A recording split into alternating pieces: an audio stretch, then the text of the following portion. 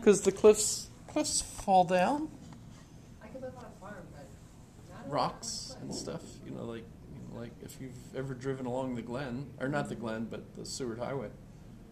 Those That's scary. watch too. out for falling rocks, and every once in a while it's like Yeah, like, isn't it like 2 or 3 years ago when a woman's car got hit? By a rock. Smush. Yeah, luckily it like indented her, like it went all the way, like she would have died, or if there were passengers, they would have been dead, but she was alone. However, that would be a neat place to go visit. Elsinore is, you could visit there too, but it's like a courtyard with. There's a lot of castles that you could visit. We visited as many as we could while we were in Germany, and of course you get the incredible ones like the ones built by Crazy Ludwig, who was called crazy because he kept building castles. Which castles did you go to? I'm just curious. I went to a few. Oh my goodness, I don't remember all of them. But the big touristy ones, of course, Neuschwanstein. Yeah, I went to that. Of course, I remember my son was just a baby in a stroller, and when we got up to the top, it was snowing, and Is that's that what the one woke where him you have up. to He walk up slept that through. big hill, and there's like horse carriages that'll take you up. I forget. Well, we had a bus. We were on a tour, Oh, okay. so the bus took us all the way up. So they knew we were lazy Americans, and we wouldn't want to walk. But yeah, I was still in the military, so there were military tours from military hotels at Berchtesgaden and the General Walker Hotel, which I think is still there. But that was all fun.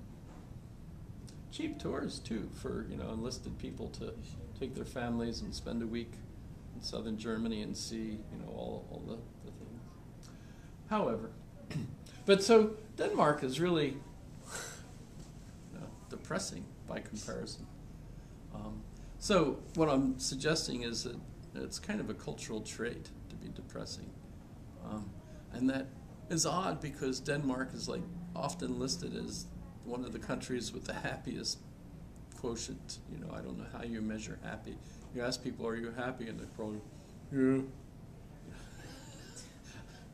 I don't know. They actually ask people, "Are you happy?" And based on what they say, they calculate That's how happy not the country smart is. because there can be dictators who be like, say you're happy. Yeah, there's one country where you're not allowed to say you're not happy.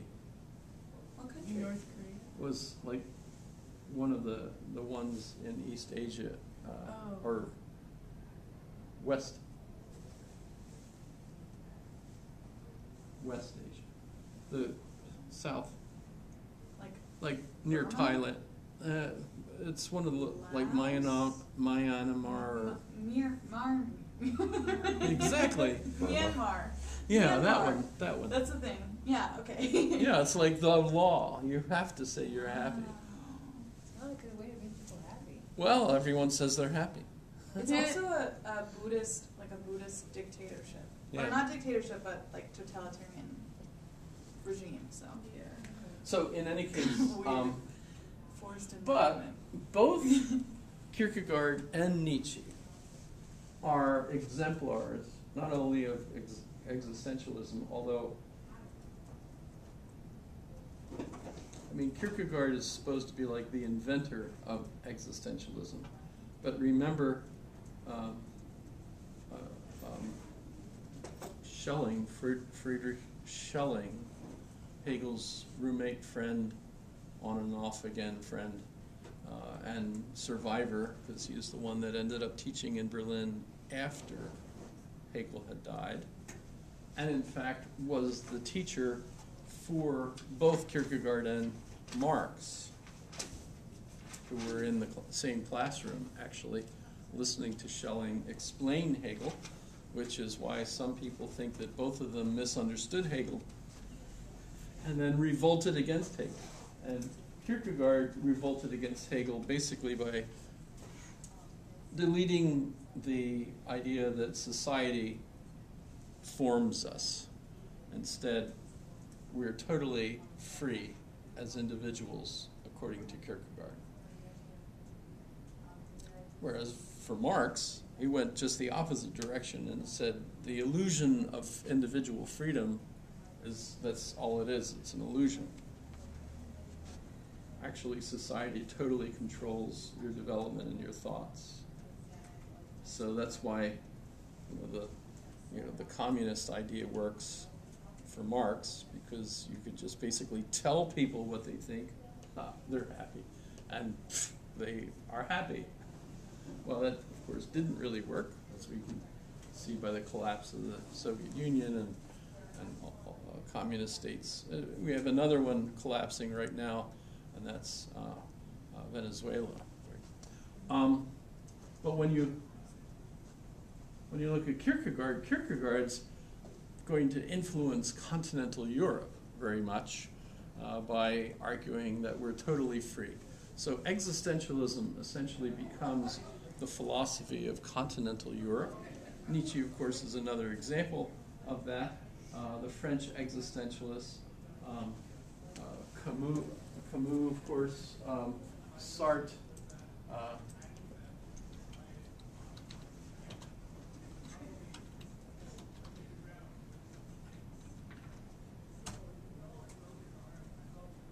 So, for example, Sartre writes a book, Existentialism is Humanism. Remember, humanism we trace to Feuerbach. So,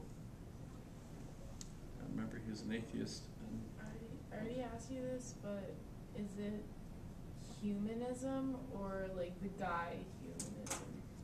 Like Hume? not David Hume, no. Humanism in the sense that we should be celebrating humanity and how brilliant humans are instead of God.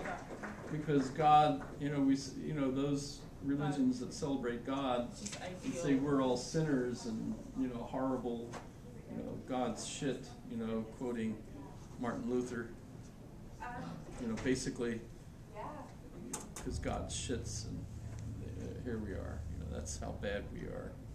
That's Martin Luther. Sorry if you're Lutheran, but there you go. But the flip side of this, of course, is that we should be celebrating how brilliant human beings are, because after all, it's actually human beings that think up all the science and all the beautiful buildings and the great art and the great symphonies and all that. That's human beings that did all that, not God. So we should be celebrating humanity. And you don't have to be an atheist to be an existentialist. It's not an issue. Sartre was an atheist. A lot of existentialists are. Nietzsche, God is dead. Famous Nietzschean quote. And it's not that he says God is dead in the sense that God has died on the cross, where, of course, the quote originates. Again, Martin Luther, God is dead, we have killed him, because remember, Jesus died for our sins. So in a sense, the reason Jesus died on the cross is because he's atoning for our guilt. And that takes us all the way back to Adam and Eve in the garden, etc. But the main reason that Nietzsche says God is dead is because we no longer need the concept of God, because we've gone beyond that. We don't need it anymore. So the concept of God is no longer necessary. There are a lot of people out there that are merely human, says Nietzsche, that need the concept of God. They grow up to be sheeple, listening to the church authorities. But if you understand Hegel, and you understand the idea of the evolution of self-consciousness, the evolution of consciousness, the evolution of the universe, you realize that society is evolving and progressing towards what actually Hegel thought of as the end of history, which, I mean, that's ambiguous, because it doesn't mean that history actually reaches a stopping point, but instead is a goal, the end, the goal of history, which for Hegel, creating a narrative was the reason for everything is increasing freedom, which actually doesn't sound so completely off of modern physics, where we have to deal with the problem of entropy, which in a sense is more and more freedom, although it's freedom because of chaos, pulling systems apart, and so on. But that's kind of the in vogue discussion point among a lot of interesting folks today. I mentioned, I think, at some point, Carl Sagan's son Dorian Sagan in his book Into the Cool, which is about how humanity fights against entropy.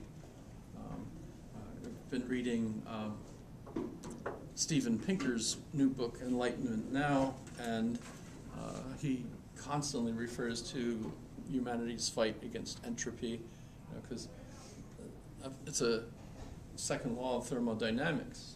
All complex systems that are closed systems will lose energy and decline, basically.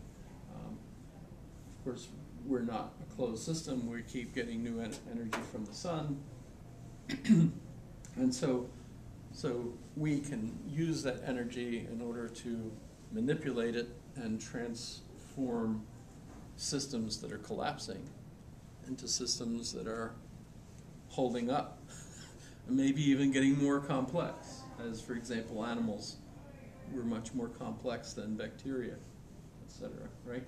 So in a sense, life combating the law of thermodynamics, in order to get more complex, including our social systems and so on, and progress. And by the way, that's the main point of his book is, the news media makes their money by talking about how absolutely horrible everything is. But if you look at the statistics, we're actually doing better than ever in practically everything. So if entropy is the natural way of the universe, but isn't organization just kind of like entropy in itself, though? Because, like, if everything's We would like, call it order, yeah. organization. Because, like, I mean, And it can atoms suffer come from together entropy. because it is the path of least resistance for them to come together, even if they're in an organized state. So it's kind of confusing when talking about entropy. Yeah. Kind of goes against entropy because you're getting non-chaos from chaos, but they're saying that you get basically that it starts up as organized and everything kind of becomes disorganized. But to begin, we were disorganized and became organized, so it seems conflicting.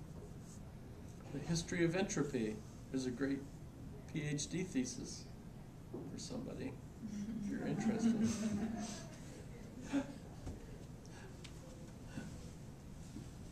Really? That would be interesting. But so, an interesting continuum in my mind is how entropy is still a concern that we have. In a sense, Nietzsche would argue that we are progressing when we move away from authorities that create the concept of God in order to put the fear of God into their flock, because that seems to be the only way to control people, is to scare them. God is watching you even when, the cameras in the store are not, or something. For the library, apparently people have been stealing from the library. Worse, over 150 people last year compared to 45 the year before, or something like that. Sorry, news item. But we don't need God as a concept to watch over us even when we think we're alone. If you're educated enough to realize you ought to behave for the betterment of society. Now that's, that's progress. You don't have to be frightened by ideas that aren't true.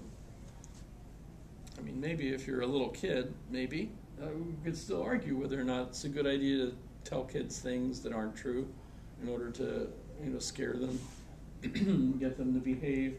Because once they grow up enough to realize that was all false, are they going to be able to deal with that? Are they going to be mad at their parents or the adults that told them that lie?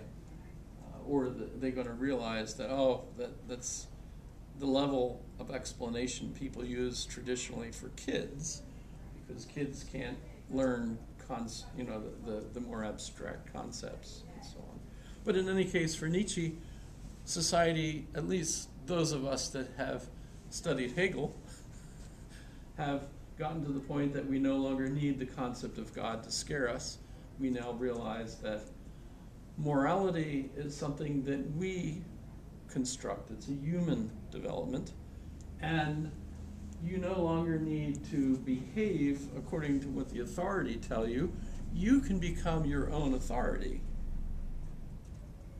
And so for Nietzsche, the goal of the Übermensch, and that's what you've become for Nietzsche, you're now evolved to the next level, so you're beyond man, you're an Übermensch, Superman, or Overman, literally, right? It's also a car company today, and that you can, call a car that has no driver and will come and run over pedestrians just to pick you up. Sorry, that's just one incident. Hopefully they'll fix that little glitch. I don't know how that happened. I know. How did they not see that coming? Apparently they have hit people before. This is just the first time the person was killed. So that's interesting. I know there's been, like even with the Google autonomous cars, there was a bunch of accidents, but actually the car was not at fault for any of them. This sort of thing has happened before, and it was always attributable to human error. Like it got rear-ended by someone driving a car or something like that. Or a pedestrian not in a crosswalk and stuff like that.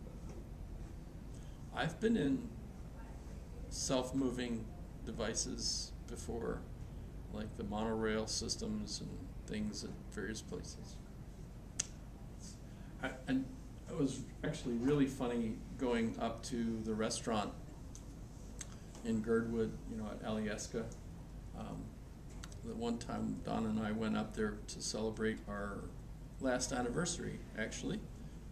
So we picked our anniversary day to go up to that restaurant to have a nice anniversary dinner, which of course was at a time when the restaurant was closed. But so we went to the other one, which was up there, and we had like a rye sandwich, a Reuben, whatever they had. So that was still nice. But because the restaurant was closed and skiing was not happening, we were like the only two people practically in the tram going up. And so the lady was there, moving the buttons and stuff. And I said to her, "How do you drive this thing?" Because that was funny, because obviously it's not like she drives it. But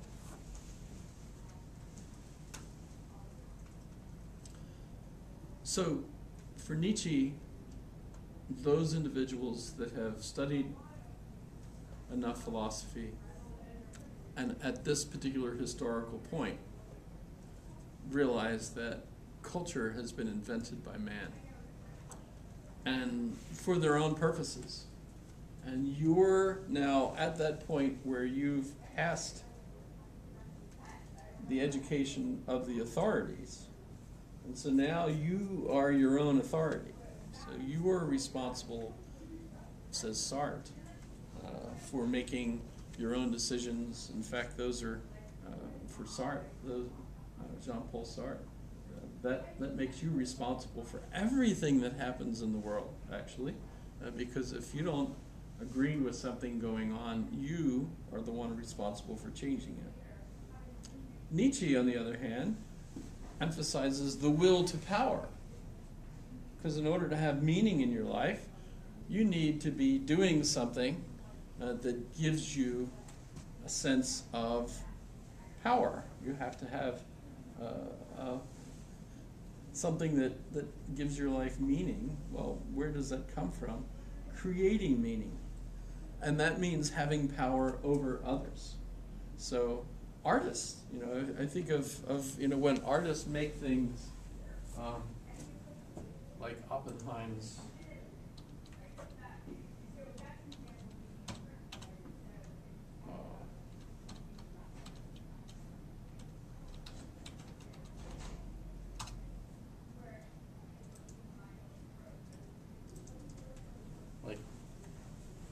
you've seen that, yes? Have not. This is on the UAA campus. I've seen it. Looks like something that a lot of children would try to do. Yeah, that's what I was thinking.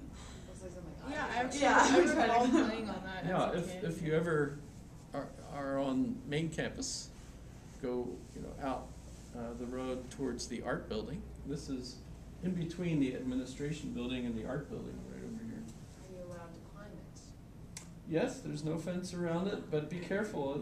It's all like rocks. This is a real rock. Some of the metal is sharp. People have shot it. That's Some of wild, the though. glass has been like shot. Oh my god. Not surprising, but stupid. Sounds Alaskan. Yeah. A lot of people look at it and they think it's a pile of junk. Kinda looks like that. And actually that's how I would describe it, as a pile of junk on the lawn in between the two buildings. But from, of course, within the narrative of Oppenheim, it becomes absolutely fascinating art, because it leaves you the opportunity to imagine all sorts of things, right? Some people have described it as a house blown apart in a hurricane or something, all sorts of things. But here's where it ties into being an Übermensch. Oppenheim persuaded people to build this thing and to think of it as art. In fact, it's incredibly valuable. It costs like $500,000 to put it there. As far as I understand, he was not paid for it, though. But he was, of course, wealthy before he died. And if you look at Oppenheim's I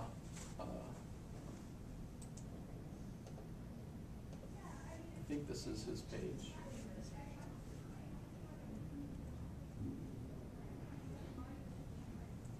Yeah, I think these are all Oppenheim pieces. That's kind of cool. I mean, he does lots of weird things. These all just look like fun things to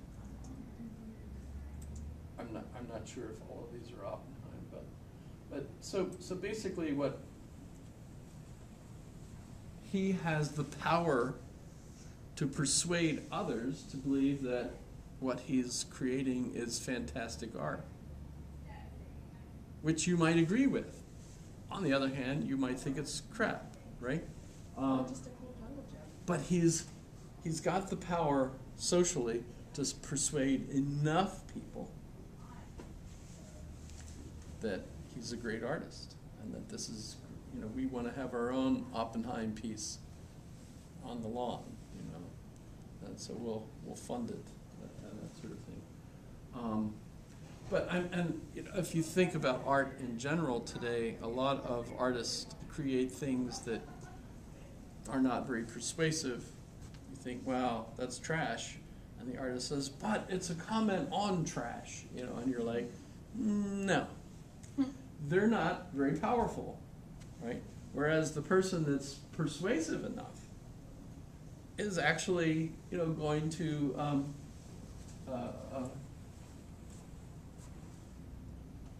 have society believe it, put it up, and worship them, basically, for being so incredibly fantastic.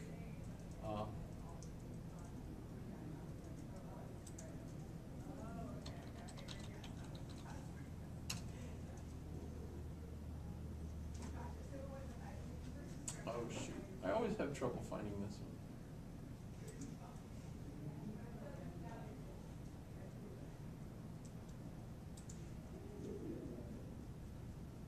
I don't see. There's, I'll just describe it. There's a short video. It's really cute, and it has music by John Williams. I'm sure they stole it, but it's the music from The Terminal that John Williams wrote. If you ever saw the movie The Terminal, that's where Tom Hanks is stuck for like weeks in a terminal because his country has gone to a revolution and he loses his passport while he's in the airport. Did you ever see it? The Terminal? Sounds good. That doesn't speak. That's hilarious. I can find that one.